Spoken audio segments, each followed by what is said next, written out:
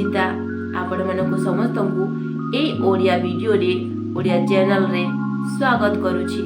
आज टॉपिक है अंतर्मुक्ता। अंतर्मुक्ता एक दैवी गुण।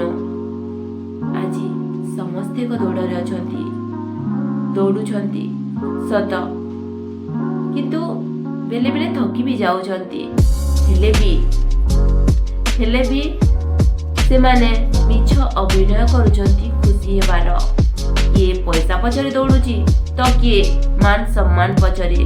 हाँ, समय सहित ताल दे बंचिबाकू हेबो। हेले जदि आमे अंतर्मुक्तार अभ्यास करी अंतर्मुखी होई बाह्य मुक्तारे आसीबा ताहेले सेही कार्य शांतिर सहित समापन हेबा सहित सफलता भी जीवन रे निश्चय आनिबो।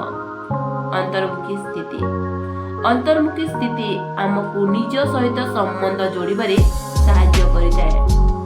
अंतर्मुक्ता र कारण आमे निजकू जानि पारू।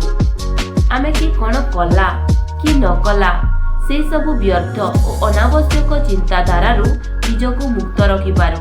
आ द्वितीय हैला निजर दुर्बलता आ निजर विशेषता को आमे जानि पारू।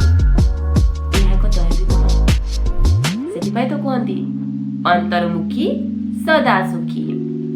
आउ अंतर्मुक्तार एही स्थिति आमको निजर आंतरिक शक्ति को जागृत करिबारे साहाय्य करिथाए। एहा जीवनर गोटे बंचिबार गोटे अलौकिक द्वार। अंतर्मुक्ता विषय तो आपण माने समस्त बहुत किछि जानिले। तो जदि वीडियोटी भल लागुची ताले लाइक, शेयर और सब्सक्राइब करने सहित कमेंट निश्चय करिबे।